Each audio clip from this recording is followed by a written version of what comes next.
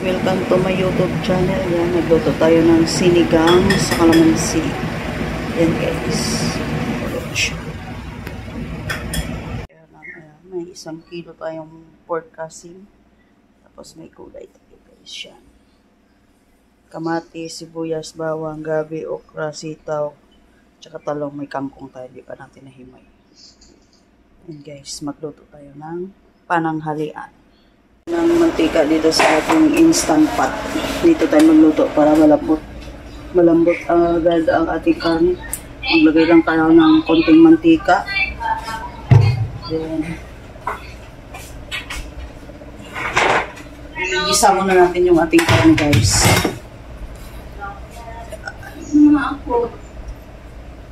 Lagay tayo ng bawang, sibuyas,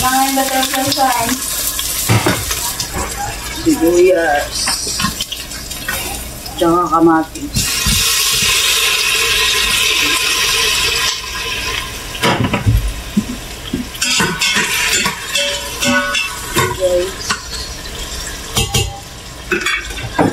Isa natin ang ating bawang, sibuyas, kamatis. Dito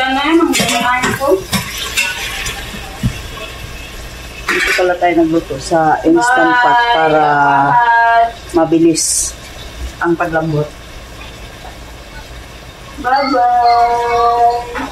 Ngayon, lagay natin to ang ating karne. Guys. Saute lang natin to mga 15 minutes. Guys. Tambok to si Sai.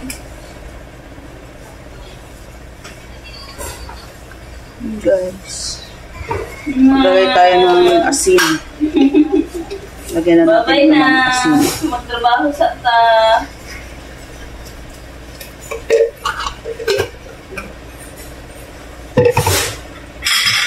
Guys. Sabay na natin po ang gabi para lumambot.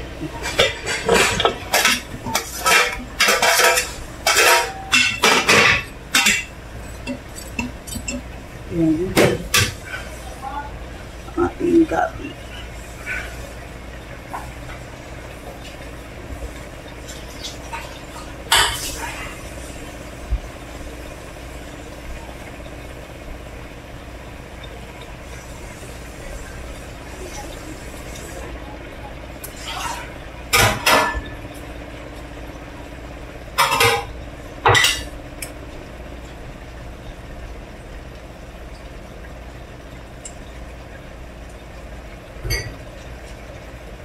And maglagay tayo ng sabaw, mga 1 litro lang ito guys.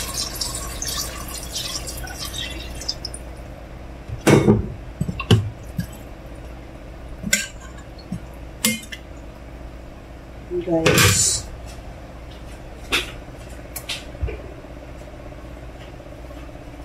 Takpan natin siya.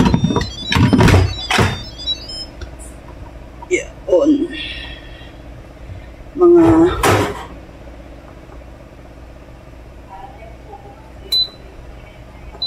25 minutes guys.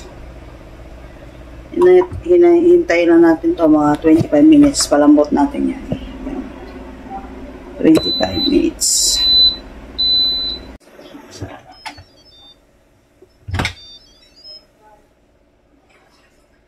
Guys, malambot na yung ating karne. Yan siya. Kaya kailangan natin itong lagyan din ng gulay.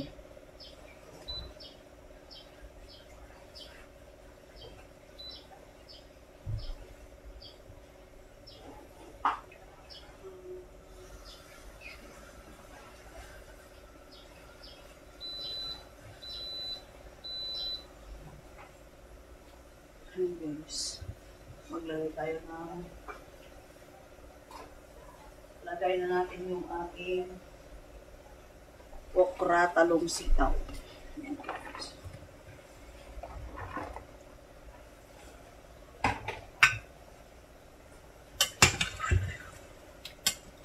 Kasi malambot na siya.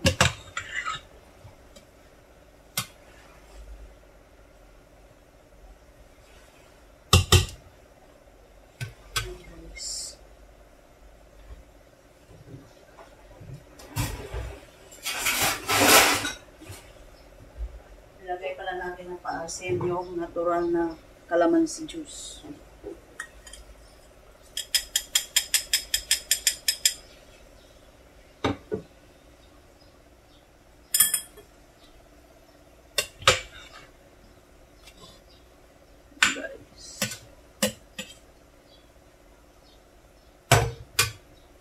Pala tayo ng 4 cubes para may lasa siya.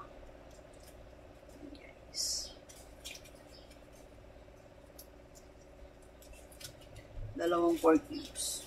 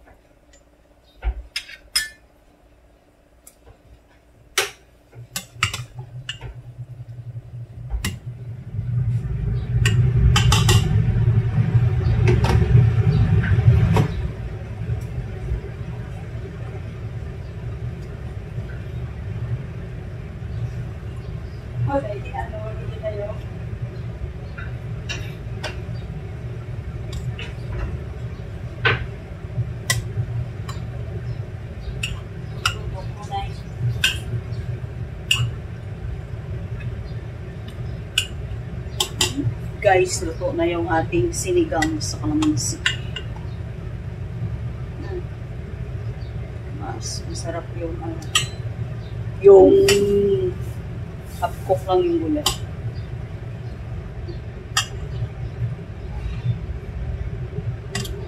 Saktong asin.